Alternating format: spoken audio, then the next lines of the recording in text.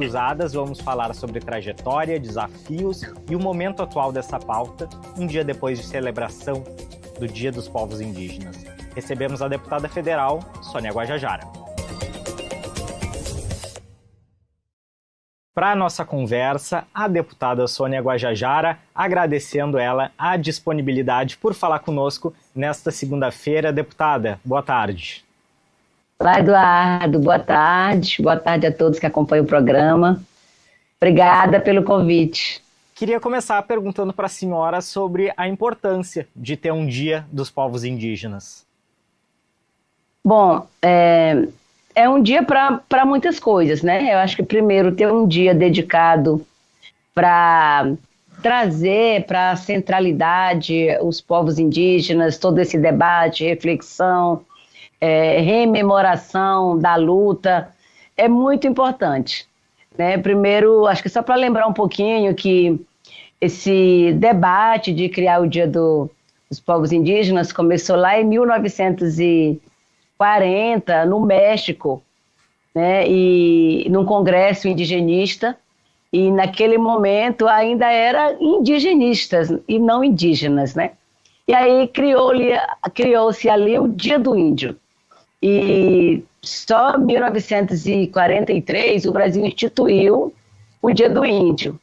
E agora, em 2023, né, por meio de um projeto de lei da deputada Joênia Wapichana, a primeira mulher indígena deputada, né, que propôs esse projeto de lei, foi sancionado pelo presidente Lula essa mudança do Dia do Índio para o Dia dos Povos Indígenas. Para muita gente pode ser insignificante, mas para nós traz toda essa diversidade dos povos indígenas, dos 391 povos, das 295 línguas, cada um com sua cultura, suas regiões. Então, é muito importante ter esse dia para a gente, né, também trazer esse debate para a sociedade entender, inclusive, essa diferença, né, do índio para indígenas. Então, aproveitar esse gancho e pedir para a senhora nos falar sobre essa diferença. Porque acaba que quando se fala os índios, né, um termo comumente usado lá atrás, na invasão do Brasil, no período colonial, né, que chamava os índios como se fôssemos todos o mesmo, do mesmo jeito, né, que não tivesse nenhuma diferenciação. E os povos indígenas traz toda essa riqueza que cada povo tem, né, com essa diferença de cultura, né, marcando a sua identidade de línguas. Então, não é somente um simbolismo, né, mas é de fato o que cada um tem enquanto identidade. E sendo 391 povos, né, então agrega ao Brasil uma riqueza muito grande, né? Toda essa diversidade de povos que existe no Brasil. E quais são, deputada, as principais diferenças de um povo para outro? A senhora aí citando 391 povos, onde que essas diferenças e essa diversidade se expressa? É na língua, é nos costumes, é na região? É exatamente tudo isso, né? Cada um tem língua diferente, tem costumes, tradições, jeitos de ser, necessidades, demandas diferentes, né? Essas diferenças podem se expressar pela própria cultura de um povo ou pelas diferenças regionais, né? Considerando que nós já somos um país muito diverso, né? Regionalmente falando, da culinária, da cultura, né? E nós, povos indígenas, também estamos dentro dessas diferenças regionais, né? Além das próprias culturas. A senhora, antes de ser ministra, já atuava, né, como uma liderança, e gostaria de ouvi-la, assim, ao longo dos últimos anos, quais foram as principais pautas que se consolidaram, né, como uma pauta dos povos indígenas. Acho que nos últimos anos nós conseguimos alcançar muita visibilidade, repercussão das lutas, das nossas formas de nos organizarmos, né? Mas, para além da visibilidade, a gente conseguiu também a ocupação de espaços, cargos estratégicos no governo federal, representação no Congresso Nacional, mas ainda temos um passivo muito grande no processo demarcatório, que é o reconhecimento dos territórios indígenas. Então, nós temos já um total de quase 14% do território nacional reconhecido como terra indígena, mas a maioria desses territórios estão na Amazônia. Então, há um passivo muito grande nas demais regiões, Nordeste, Sul, Sudeste, Centro-Oeste do Brasil. E essa obrigação que é do Estado brasileiro, cada dia fica muito mais difícil, né, porque há uma disputa muito grande, né, entre o poder político e econômico para acessar e explorar esses territórios. Então, a Constituição Federal garantiu em 88 o direito territorial, né, aos povos indígenas sobre os territórios que tradicionalmente ocupam, mas nem todos os territórios foram demarcados, né? Agora, no governo Lula, em 3 anos, a gente conseguiu demarcar 20 territórios indígenas nas diferentes regiões. Porém, né, é um número muito pequeno diante da demanda que ainda existe no Brasil. Quando a gente fala de demarcação, a gente está falando de uma proteção do território, certo? Para que Nós estamos falando da demarcação, ainda da delimitação, né, dos limites desse território, que é feito pela FUNAI, mas que o Ministério da Justiça precisa dar uma portaria declaratória e o presidente da República homologar. Então, após essa homologação é que se registra. Então, né, nós hoje lutamos pela demarcação desses territórios, que é essa garantia pelo Estado brasileiro de que é uma área indígena, né, reconhecida pela União, e depois da demarcação há essa necessidade da proteção desse território, que é outra situação.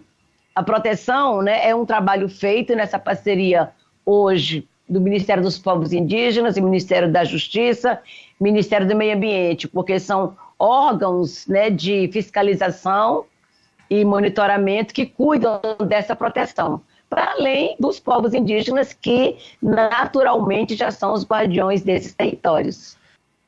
Perfeito. E já que entramos nesse tema, eu queria perguntar para a senhora sobre o marco temporal, né, que, explicando aqui também para o público que está nos assistindo, né, marco temporal foi uma delimitação, né, de que só poderiam ser demarcadas as terras que no momento da promulgação da Constituição de 1988 estivessem ocupadas. O Supremo Tribunal Federal já disse que isso não é válido, né, ele tem um reconhecimento mais amplo, mas no Congresso existe uma insistência para que se use o marco temporal para demarcação de terras. Eu queria ouvir um pouco da senhora como está essa questão.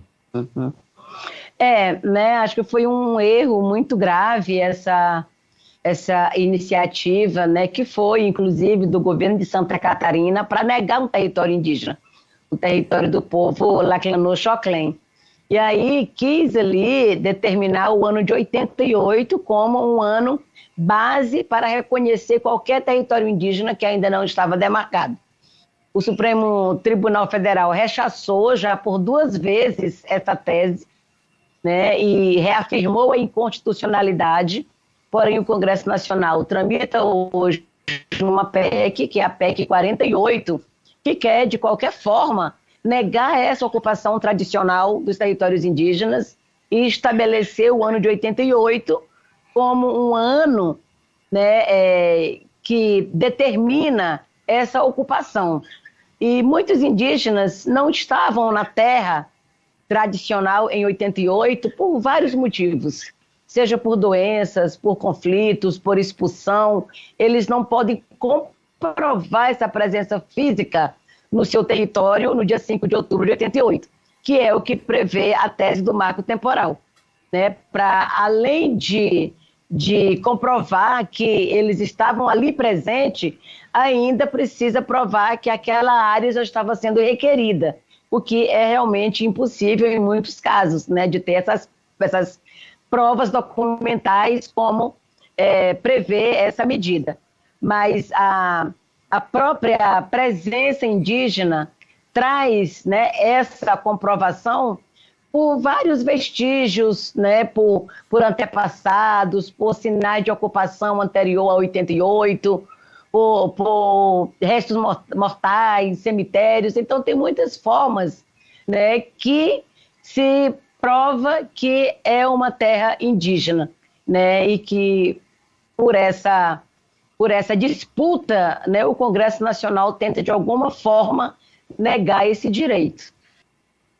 Muito se atribui um óbice ao desenvolvimento econômico, à demarcação. Queria também ouvir da senhora, né, como que se equilibra o desenvolvimento econômico com o reconhecimento desses territórios.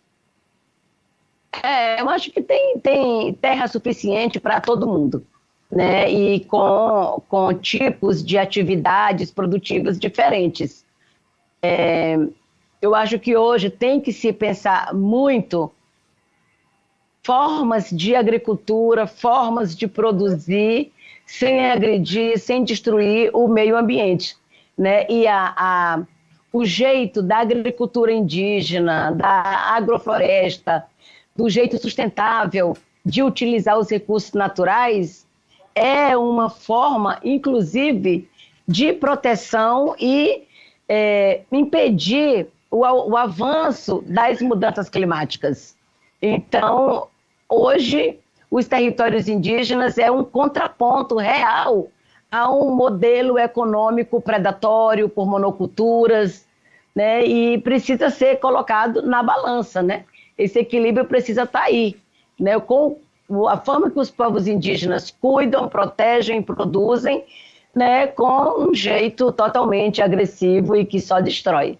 E o Brasil, e quando eu falo Brasil, o Estado brasileiro entende e reconhece o papel dos povos indígenas nessa agenda climática, que ela é super importante, que ela é global, que ela é discutida no mundo inteiro? Olha, eu acho que a gente tem dado passos importantes. Ano passado, na COP30, foi a primeira vez na história das COPs que os povos indígenas tiveram uma presença muito marcante, uma participação muito significativa, inclusive nos espaços oficiais, trazendo esse debate, trazendo toda essa riqueza cultural e diversa que tem o Brasil, né, apresentando esse novo modelo. E foi a primeira vez na história que os povos indígenas estavam ali, dizendo como proteger o meio ambiente, como, né, diminuir esses impactos das mudanças climáticas. Antes, eram somente os empresários do agronegócio, da mineração, do petróleo, que estavam lá apresentando alternativas.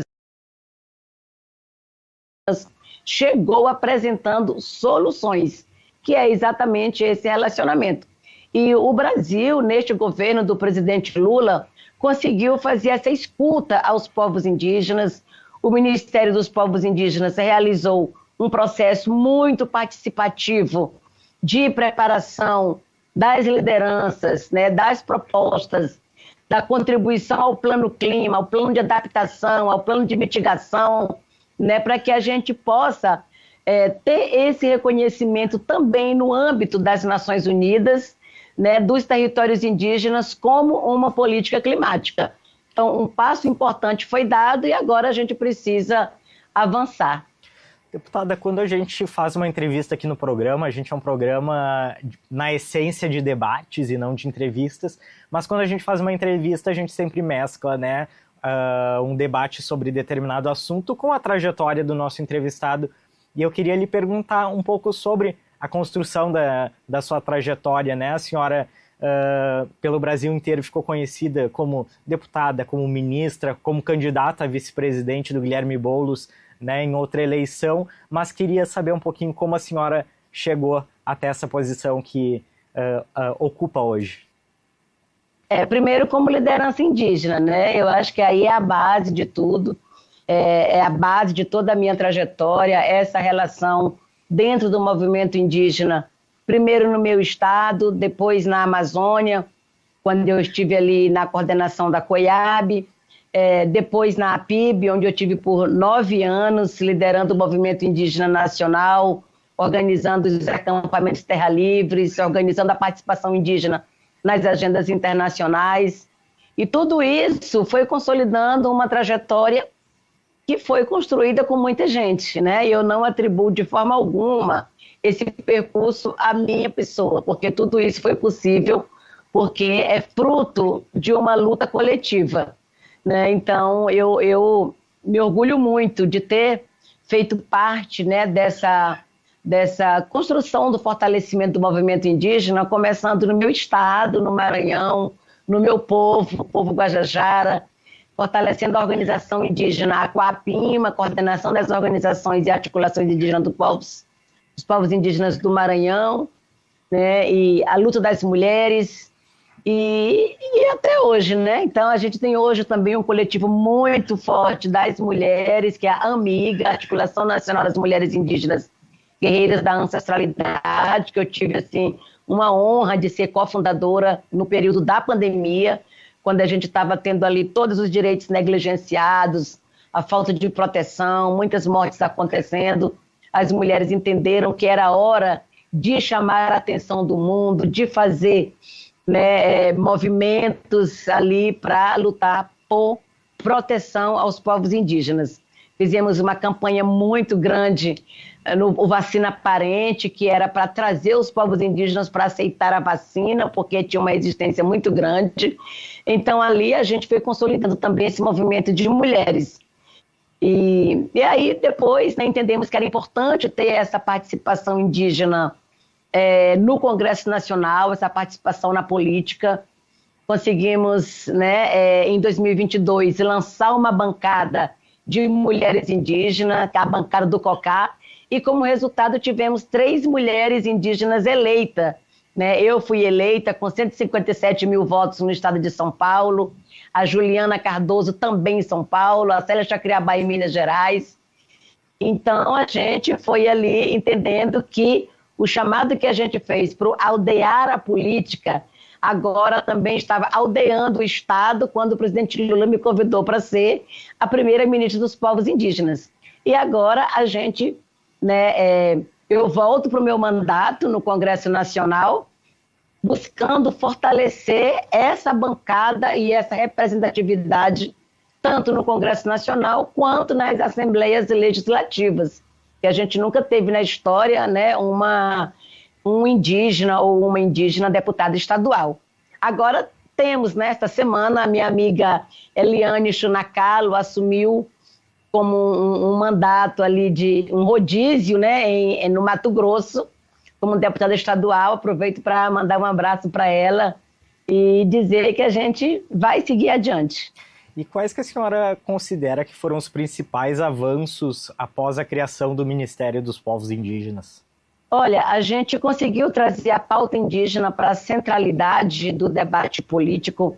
A gente avançou com 20 demarcações de terras indígenas, né, o que representa mais de 20 anos de demarcações em governos anteriores. A gente trouxe a pauta da desintrusão das terras indígenas, que é a retirada de invasores, garimpeiros, madeireiros de dentro dos territórios, e conseguimos desintrusar 10 territórios indígenas. Nós conseguimos tirar o povo Yanomami de uma emergência sanitária que eles se encontravam, né? Uma emergência humanitária.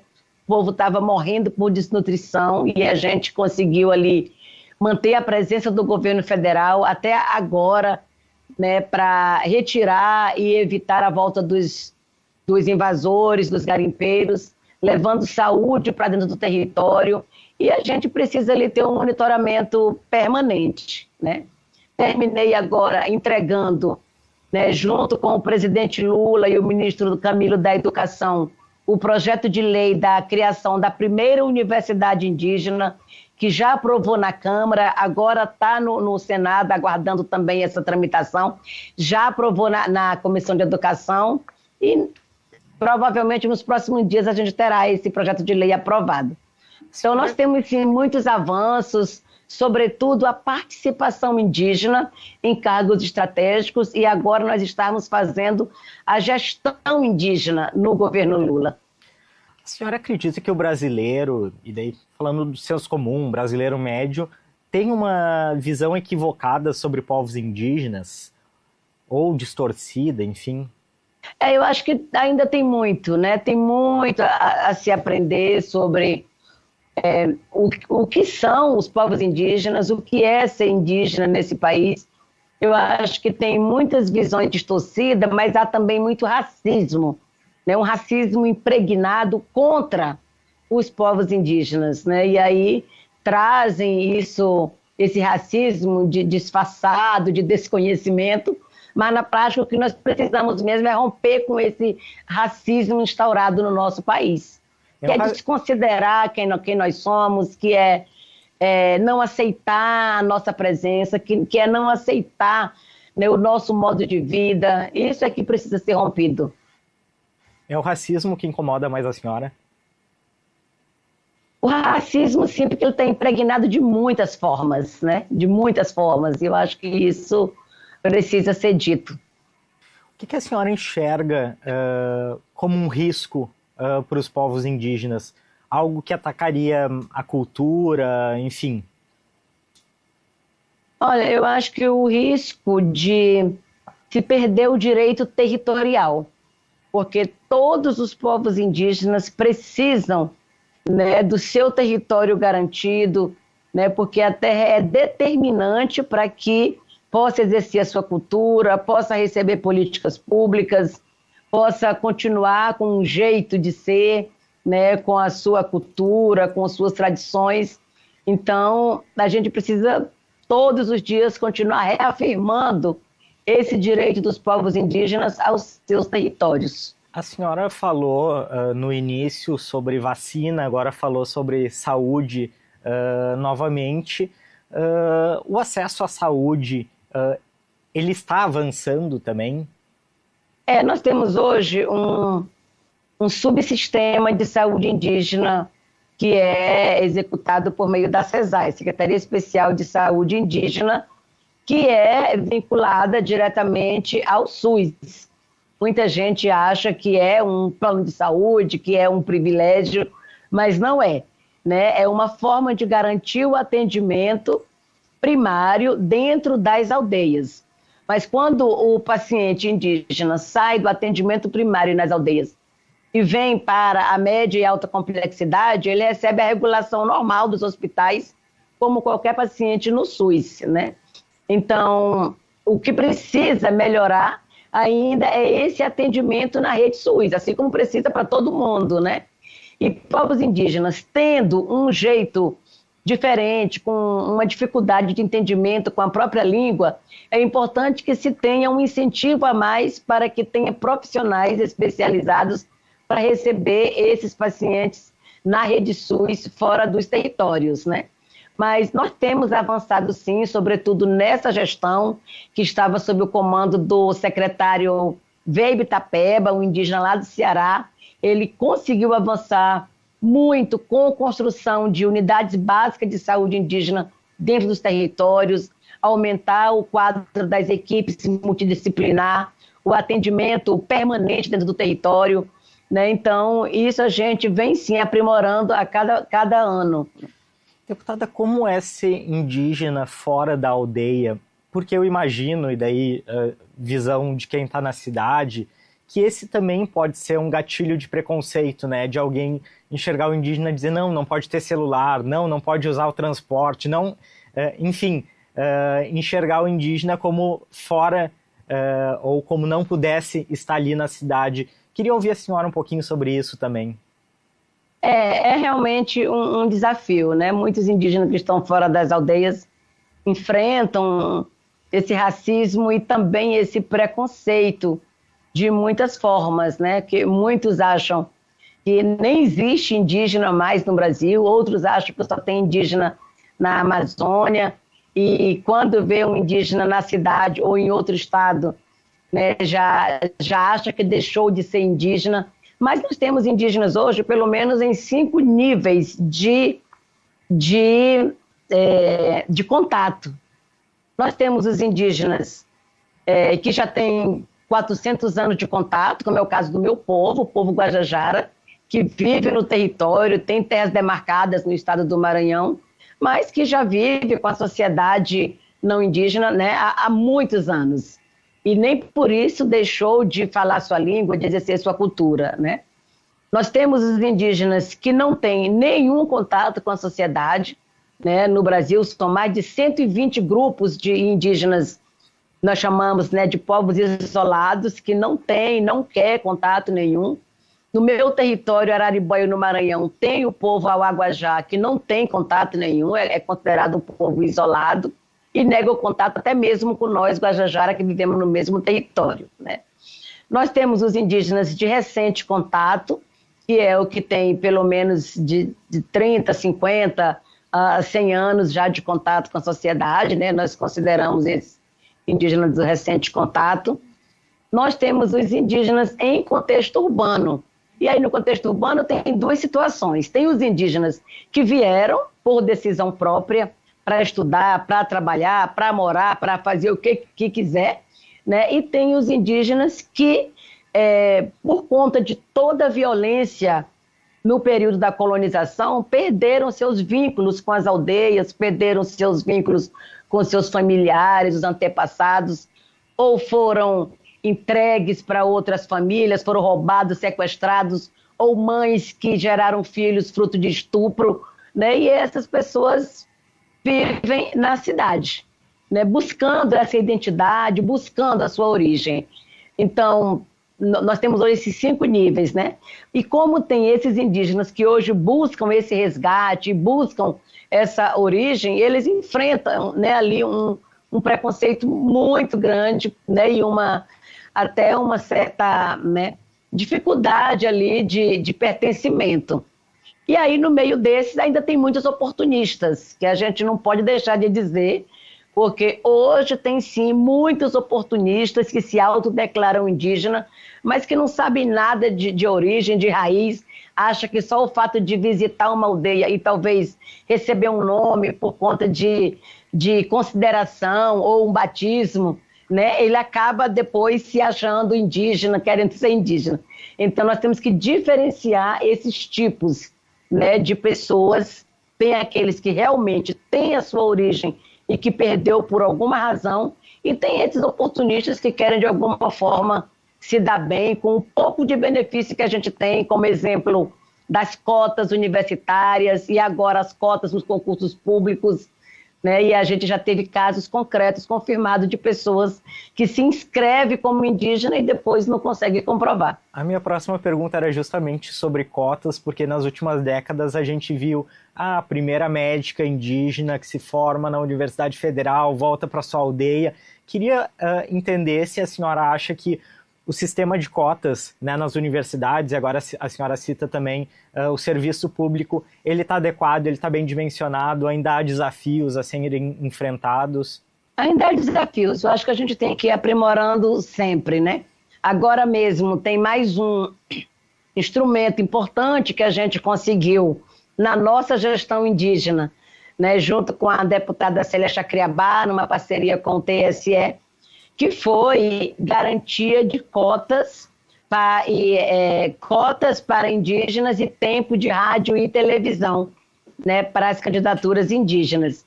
E nós fizemos um debate muito ampliado com as organizações indígenas, com partidos políticos e com o próprio TSE, com o Conselho Nacional de Política Indigenista, para a gente adotar critérios, né, para que os partidos utilizem para atender essas candidaturas indígenas.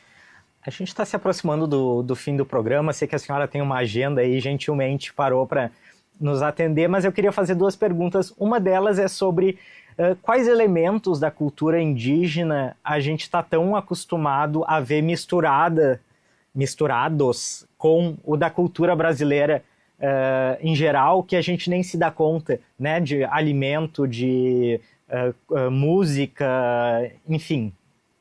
Há muitos, né? Muitos.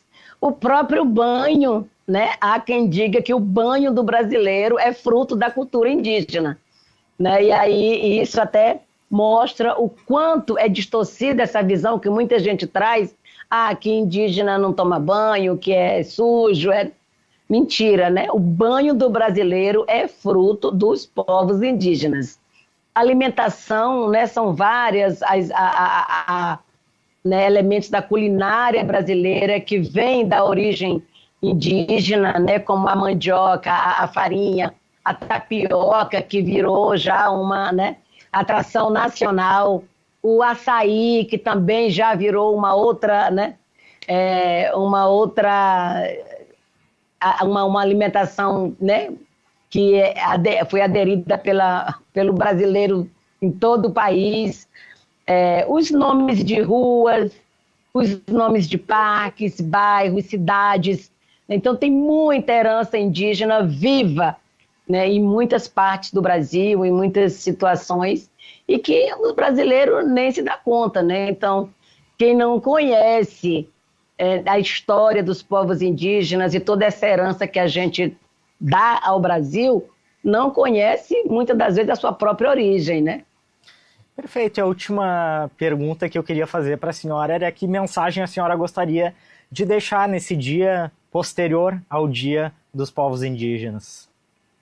É um dia, né, que é para celebrar essa presença dos povos indígenas, mas também um dia, né, dessa busca por reconhecimento, por respeito, por unidade na luta, né, porque tudo que a gente faz de, né, manter esse equilíbrio da relação dos povos com a natureza, com o meio ambiente, o reconhecimento da Mãe Terra, né, tudo isso beneficia todas as pessoas, né? Então é importante a sociedade reconhecer também que tem que entrar junto nessa luta contra a mineração nos territórios indígenas, nessa luta, né, contra as invasões, nessa luta pela demarcação das terras indígenas.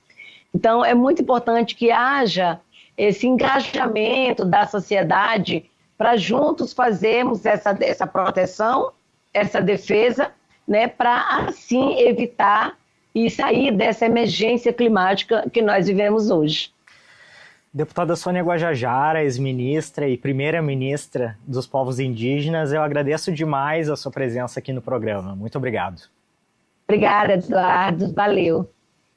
E a gente vai ficando por aqui. O Conversas Cruzadas volta na quarta-feira, às 5:30 da tarde. Até lá.